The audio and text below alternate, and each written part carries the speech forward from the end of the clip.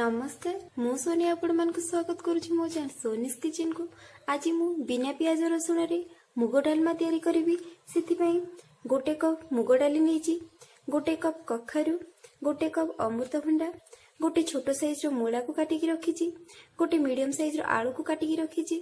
आलू आ कखारु को एमती बड़ बड़ पीस रे चोपा न छांचिकी काटिकी रखिछि। आउ सबु परिबा भितरे अमृतभंडा को टिके छोट साइज रो काटिबे, जेहेतु अमृतभंडा को सिझिबा पई टिके अधिका टाइम लागि थाए।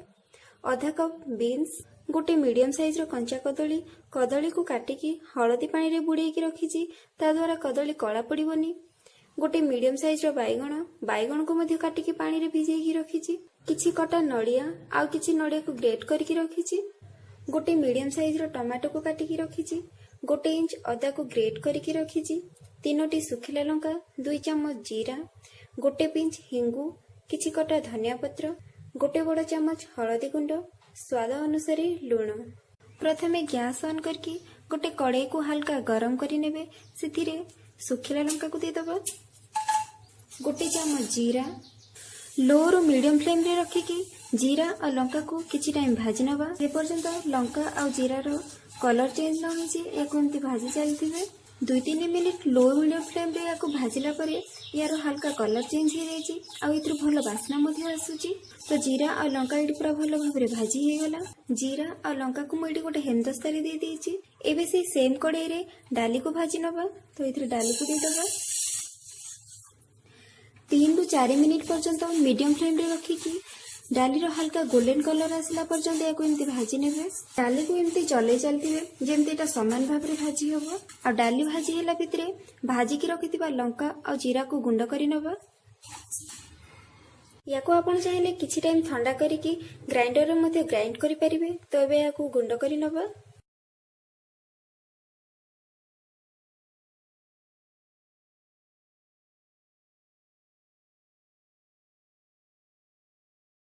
भजा जीरा लंका गुंड एठी रेडी हे गला। याको साइड करी रखि दबा। डाली एठी भाजी हे कि गोल्डन कलर हे गलानी। याठो अब याको अधिका भाजीबेनी। तो बस गैस रो फ्लेम को ऑफ करि नबा आ याको गोटे प्लेट को बाहर करि नबा। याको साइड करी रखि दबा और जिबा हमर नेक्स्ट प्रोसेस को। गैस ऑन करके गोटे बड़ जगह नहीं जिबा। मुई डेक्ची यूज करूची, आपण चाहिले कड़ाई को मध्ये यूज करि परिबे। एबे एथिरे डाली आ परिवा को देखि पानी दे दबा। तो एठी मु 6-7 कप पानी यूज करूची। हाफ चम्मच हळदी गुंड को दे दबा। फ्लेम को हाई करि नबा आ पानी को पूरा भलो भाबरे गरम होवा पई दबा। पानी गरम हेला भितरे भाजी की रखिथिबा डाली को पूरा भलो भाबरे धोई नबा। डाली की इठु मु पूरा भलो भाबरे धोई नेली। पानी मध्ये इठु पूरा भलो भाबरे गरम हे गलानी। धोई की रखिथिबा डाली को दे दबा। अधा घोड़ा करिकी पानी को पूरा भलो भाबरे फुटीबा पई दबा। पानी इठी पूरा भलो भाबरे फुटी गलानी। फ्लेम को मीडियम करि नबा आ डाली को 15-20 मिनिट पर्यंत सिझिबा पई दबा। आ मने रखिबे डाली को पूरा सिझेबेनी, ताको अधा सिझा करिवे। जेहेतु परिबा पड़ला परे मध्य डाली आ थरे सिझिबो, तेनु करी डाली को अधा सिझा करिवे। टोटल इठी 15 मिनिट हे गलानी आ डाली मध्य इठी अधा आधी सिझी आसिलानी। एबे एथिरे सब काटिकी रखिथिबा परिबा को दे दबा। आलू, कखारु, अमृतभंडा, मूला, कंचा कदली को मु पूरा भलो भाबरे आथरे धोई नेछि। बीन्स आ बाइगण को इथरे परे दबा। स्वाद अनुसार लूण को दे दबा। मिक्स करि नबा भलो भाबरे। घोड़णी को अधा घोड़ा करिकी मीडियम फ्लेम रे 10-15 मिनिट पर्यंत परिबा को सिझिबा पई दबा। 10-15 मिनिट पर देखिए जे परिबा मध्ये इडी अधा आधी सिझी आसिलानी। एबे एथिरे काटिकी रखिथिबा बीन्स आ बाइगण को दे दबा।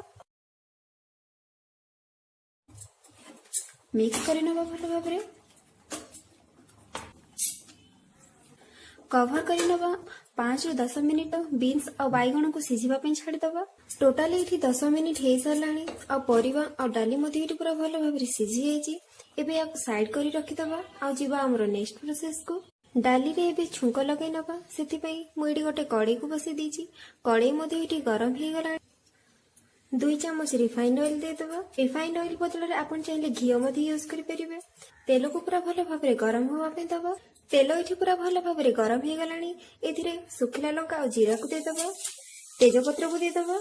टिके टाइम भाजी नबा मुझे फ्लेम को मीडियम रे रखी टिके भाजी हो गला परे काटिकी रखिथिबा नड़िया को देदबा नड़िया को मीडियम फ्लेम रे 2 ରୁ 3 मिनिट पर्यंत हल्का गोल्डन कलर आसला पर्यंत फ्राए कर नबा आपन चाहिले जेतेबेले डाली आ परिवा को सिझौथिबे सेतेबेले मध्ये नड़िया को देई परिबे नड़िया इटी हल्का भाजी ही आसलानी एबे इतरे हिंगु को देदबा आपन चाहिले तेल रे डायरेक्टली मध्ये हिंगु को देई परिबे एबे इतरे बाकी रहितबा हाफ चमच हळदी गुंड को देदबा लो फ्लेम रे याकू 30 सेकेंड पर्यंत फ्राए कर नबा या द्वारा भल कलर आसी थाए डाली रे हळदी गुंड टिके भाजी हो गला परे एथिरे ग्रेट करके रखिथिबा अदा को देदबा लो फ्लेम रे अदा को 30 सेकेंड पर्यंत फ्राए कर नबा अदा टिके भाजी हो गला परे काटिकी रखिथिबा टमाटो को देदबा चले नबा अल्प टिके लुण देदेबा टमाटो सिझिबा पई एथिरे देखिकी लुण देबे जेहेतु डाली आ परिवा सिझिला बेले लुण देइथिले ताको पूरा भल भाबरे मिक्स करके चले नबा मीडियम फ्लेम रे टमाटो को 3 ରୁ 4 मिनिट पर्यंत सिझिबा पई छाडी दबा टमाटो इति पूरा भल भाबरे सिझि गलानी एबे फ्लेम को हाई करि नबा और सिझि के रखिबा डाली आ परिवा को दे दबा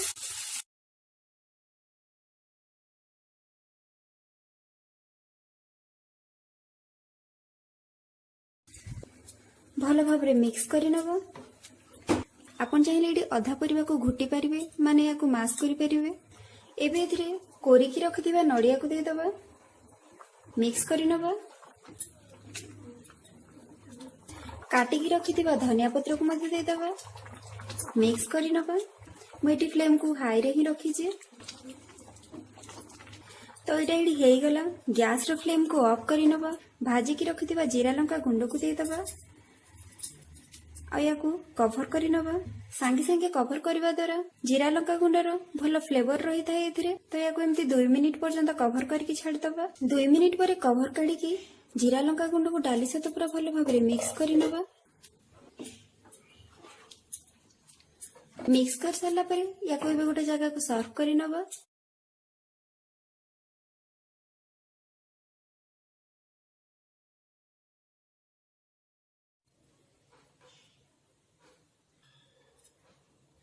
प्रस्तुत हो गला बिना प्याज रसुण रे मुग डालमा धनिया पत्र और नड़िया को देकी मु गार्निश करी नेची याको आपण जे कोनोसी पर्वपर्वाणी नहले त एमती खाली दिन रे मध्ये तयारी करी खाई परिबे याको आपण रोटी खास करी अरुआ भात सहित सर्व करंतु और केमिति लागला कमेंट सेक्शन में जणांतु आ जदि आपण मान को मो वीडियो गुड भल लागथाय तेबे प्लीज लाइक शेयर और सब्सक्राइब करंतु।